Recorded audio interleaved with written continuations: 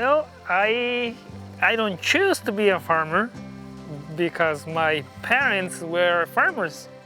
So, and I think to me, when I was teenager, I thought like I don't like to be a farmer. But then I realized that is the best thing that happens to me. I grew up, since I was 7 years old, I had to take care of cattle.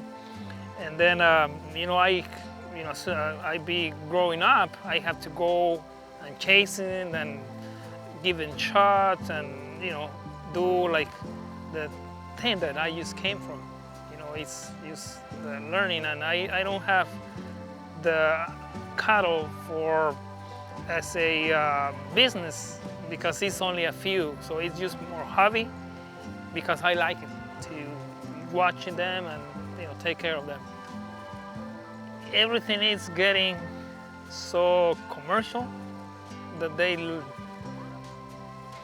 lost the soul of just having something from the small farm or small herd of cattle that is clean, without chemicals, without that contaminates so much, everyone.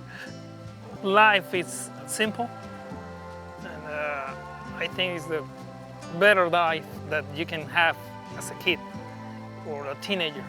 Be a farmer because you can be, you are more free.